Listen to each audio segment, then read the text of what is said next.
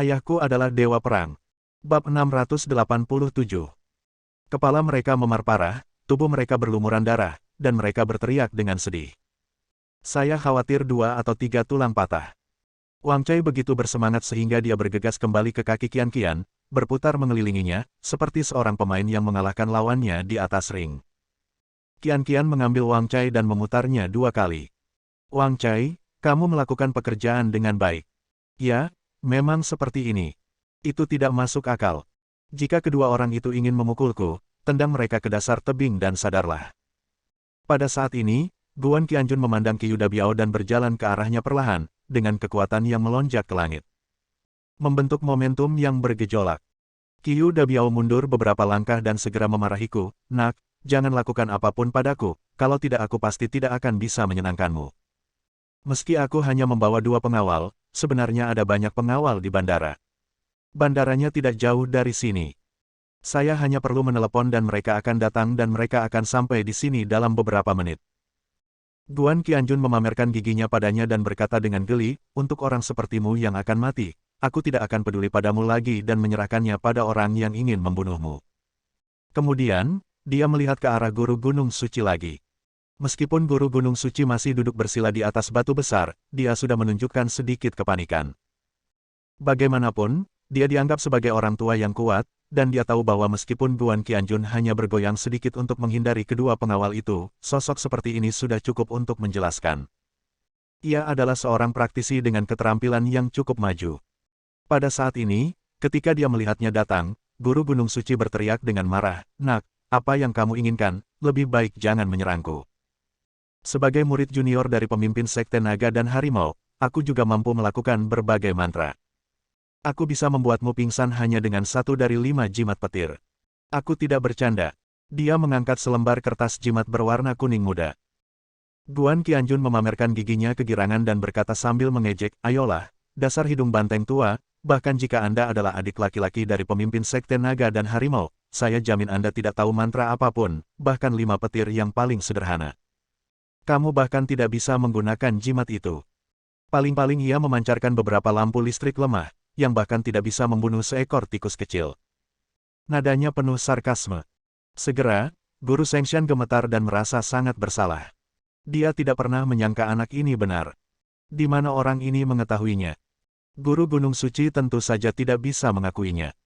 Di mata semua orang di sekitarnya, dia adalah pendeta Tao yang seperti dewa yang memiliki kekuatan magis yang besar dan bisa meramal nasib. Dia berteriak keras, "Nak, jangan bicara omong kosong. Berani mengatakan bahwa saya tidak tahu sihir apapun. Apakah kamu mencoba membuat masalah di kepala Tai Sui? Apakah kamu mencoba mencabut janggut harimau? Hati-hati, ini akan membunuh orang. Kamu akan mati. Apa kamu tidak takut mati? Semut rakus hidup, kenapa kamu tidak tahu bagaimana mencintai dirimu sendiri?" Qian Qian berkata dengan marah dan lucu, "Berhentilah berpura-pura, dasar hidung sapi tua. Jika kamu tahu sihir apapun, kamu pasti sudah menggunakannya pada ayahku sekarang." Tuan Qiu yang bodoh itu tidak perlu mengambil 2 pengawal untuk mengambil tindakan dan terjatuh dari tebing. Dia berbalik dan menunjuk ke arah itu. 2 orang berdarah naik dari sana. Mereka adalah pengawal Qiu Dabiao. Akan lebih baik jika Qian Qian tidak menunjuk ke masa lalu, tapi Wang Cai menoleh saat dia menunjuk. Kemudian, ia menggonggong 2 kali dan menerkam lagi. Kedua pengawal itu mengerang. Lengan mereka baru saja memanjat tebing, tapi sekarang mereka tidak bisa menahan diri untuk tidak melepaskannya. Separuh tubuh mereka yang mencondongkan tubuh dari tebing menghilang begitu saja di depan semua orang. Di sana, di kaki tebing, terdengar lagi suara gemericik, gemericik, dan jeritan. Semua orang berbalik dan saling memandang. Dia segera menoleh untuk melihat pertunjukan yang sedang berlangsung di depannya. Melihat 2 pensiunan pengawal juara tinju ditakuti oleh anak anjing dan menyebabkan mereka jatuh dari tebing lagi, wajah Qiu Dabiao menjadi lebih jelek dibandingkan jika dilapisi dengan kotoran anjing. Jika wajah Qiu Dabiao lebih jelek dari kotoran anjing, maka wajah guru Gunung Suci itu lebih buruk daripada mengaplikasikan 2 lapis kotoran tebal. Dia berteriak, "Saya tidak menggunakan sihir karena dewa mencintai dunia, dan saya tidak ingin bertengkar terlalu banyak, agar tidak menimbulkan ketidakpuasan dewa lama. Saya mengikuti hukum alam, dan saya akan berbelas kasihan jika perlu, tetapi Anda tidak ingin agresif." Guan Qianjun tersenyum tenang, ayolah, newbie tua, sama saja. Jika kamu tidak ingin bertengkar lagi, mengapa kamu membiarkan bajingan Tuan Qiu itu meminta orang untuk mengalahkan kita? Setelah mengatakan ini, wajah Qiu Dabiao tiba-tiba terlihat lebih jelek dibandingkan jika dia dicat dengan 3 lapis kotoran anjing. Orang ini menyebutku bajingan dan kura-kura. Siapakah bajingan dan cucu kura-kura itu? Dia mengertakkan gigi, tapi tidak berani berteriak keras. Jika anak ini juga menjatuhkannya dari tebing, maka itu akan menjadi kemalangan besar. Dia diam-diam mengeluarkan ponselnya dan mengirim pesan teks. Saat ini, meskipun Guan Qianjun melihat pemandangan ini, dia hanya memiliki senyuman jahat di bibirnya. Dia masih memandangi guru Gunung Suci. Sekilas kamu bisa tahu bahwa kamu adalah orang yang paling tidak kompeten di seluruh sekte Longhu, karena meramal dan meramal adalah yang paling mudah dipelajari di Longhu. Kamu tidak ingin mempelajari mantra lain, jadi kamu mempelajari ini. Jadi, kamu memang punya keahlian dalam meramal, tapi kalau soal mantra, kamu tidak tahu. Setelah mengatakan ini, wajah guru Sengshan semakin berubah. Anak ini benar-benar memahaminya. Tidak mau kalah, dia berkata dengan tegas, "Nak, bagaimana jika kamu begitu pintar? Biar ku beritahu, aku tahu kamu berada dalam bencana berdarah. Kamu, putrimu, dan anjing ini semuanya berada dalam bencana berdarah. Sebentar lagi, kamu akan dipukuli sampai mati, dan anjing itu akan disembelih dan direbus dengan daging anjing." Wang Cai tidak senang dan menggonggong ke arah hidung sapi tua itu. Ia membenci orang yang mengatakan bahwa ia memakan daging anjing yang direbus. Ini terlalu berbahaya bagi anjing. Guan Qianjun menyentuh hidungnya dan bertanya sambil tersenyum, "Mengapa kamu melihatnya?" Qian bertanya dengan rasa ingin tahu, "Hei, newbie tua, bukankah kamu bilang kamu hanya memberitahu 1 heksagram setiap hari? Apakah kamu menghitung heksagram kedua untukku?" Lao Newbie menggelengkan kepalanya dengan keras dan berkata dengan marah, "Saya tidak perlu menghitung heksagram kedua untuk mengetahuinya, karena Tuan Qiu telah mengirim pesan teks dan menelepon semua pengawal di bandara. Mereka bisa berada di sana di beberapa menit. Bandaranya sangat dekat dari sini. Saya sering duduk di sini dan melihat pesawat lepas landas dan mendarat. Sebentar lagi, Anda akan dipukuli sampai mati. Tunggu saja, Tuan Qiu, bukan begitu." Dia berbalik untuk melihat Qiu Dabiao. Pemuda kaya raya di ibu kota provinsi ini kaget. "Sialan, Paman. Sebelum bantuan datang, hidung sapi tua itu terekspos. Bagaimana jika anak itu marah dan mengurus dirinya sendiri?" Saat dia hendak menggelengkan kepalanya, Guan Qianjun tersenyum. Dia memandang guru Gunung Suci dengan niat jahat. "Kalau begitu aku juga akan memberitahumu sebuah keberuntungan. Dalam 5 menit, kamu juga akan mengalami bencana berdarah. Meskipun bencana berdarah ini tidak akan membunuhmu, itu akan cukup untuk mencegahmu duduk di atas batu seperti ini dalam waktu yang lama. Bahkan agak sulit untuk berbaring di tempat tidur, percayakah kamu?" Bab 688. Ada juga ekspresi berpikiran sempit di wajahnya, seolah dia menyembunyikan sesuatu yang aneh.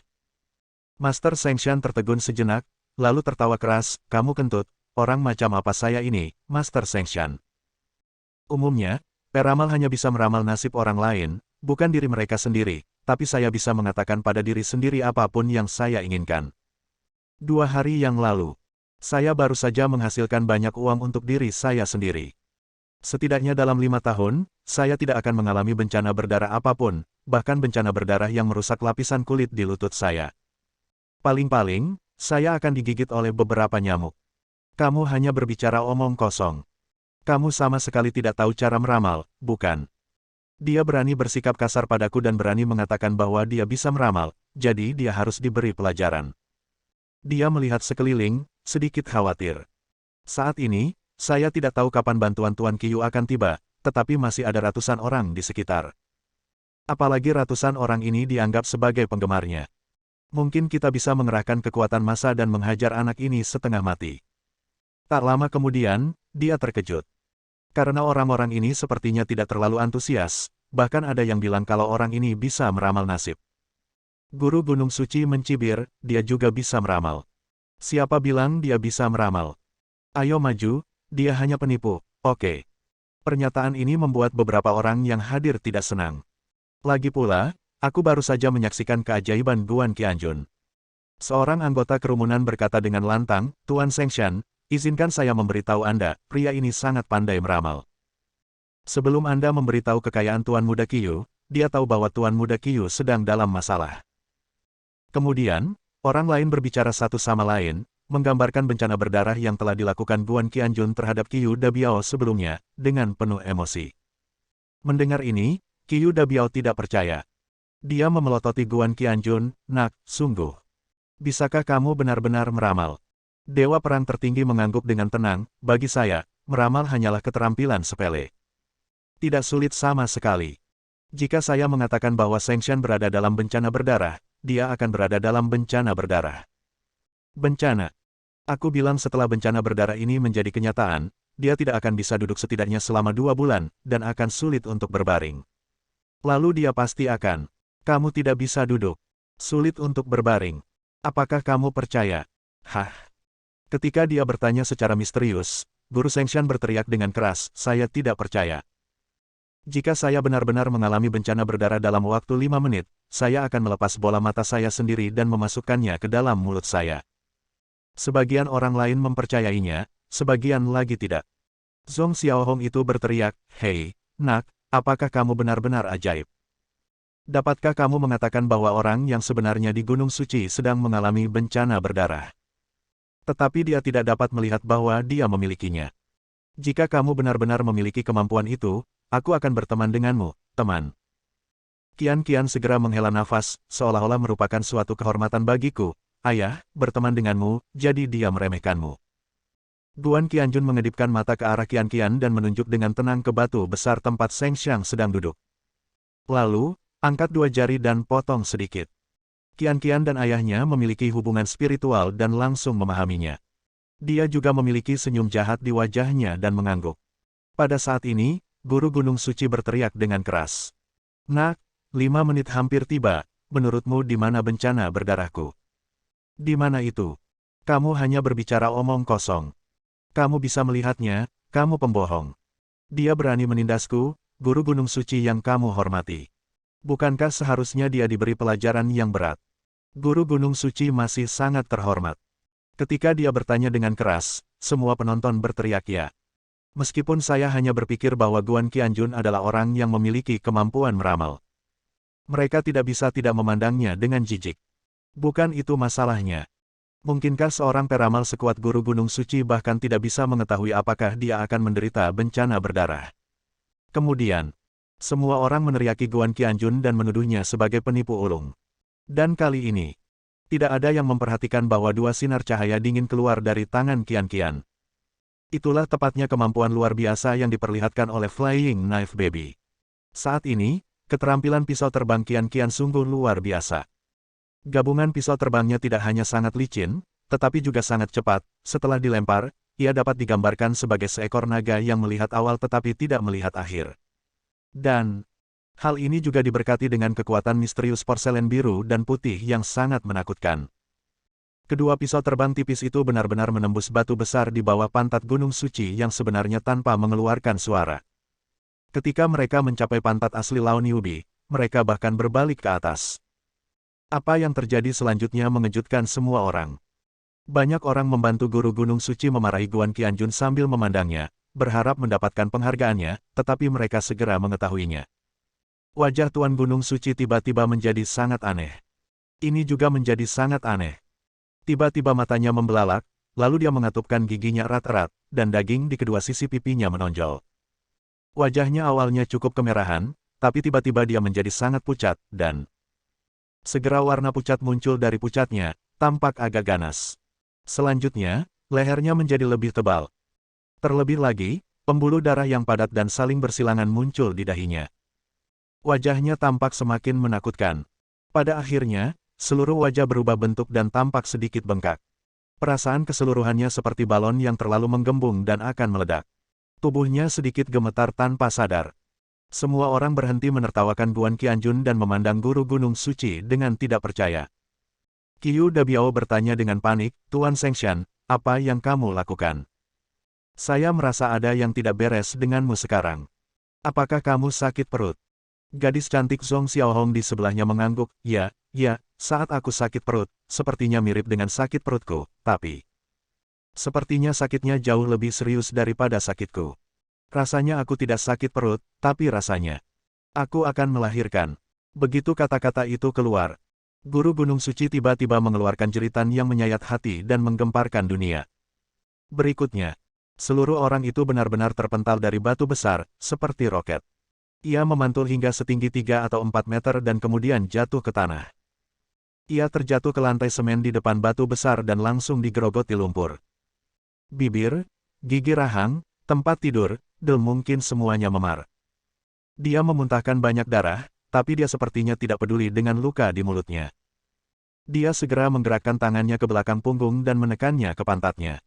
Pantatnya, berlumuran darah, tampak mengerikan. Seolah-olah sepotong besar daging telah terkoyak. Kedua tangannya tiba-tiba berdarah. Dia menyentuh pantatnya dengan lembut, bersenandung di mulutnya. Pantatku, pantatku. Ada ekspresi yang sangat menyedihkan di wajahnya. Kemudian, dia berteriak lagi. Pantatku, pantatku. Siapa yang melakukan ini? Kenapa ini terjadi? Kenapa ada 2 pisau di pantatku? Cabut dengan cepat, sakit. Sangat menyakitkan bagiku. Itu sangat menyakitkan bagiku. Oh, lepaskan aku. Beberapa pendeta muda tahu bergegas dari samping, semuanya adalah murid dan cucu dari Guru Gunung Suci. Melihat pemandangan ini, mereka pun kaget dan buru-buru menyentuh pantat Guru Gunung Suci. Seorang pendeta muda tahu berteriak, biarkan saya pergi, Guru, apa itu di pantat Anda? Mengapa? Mengapa ada gagang pisau? Bersambung.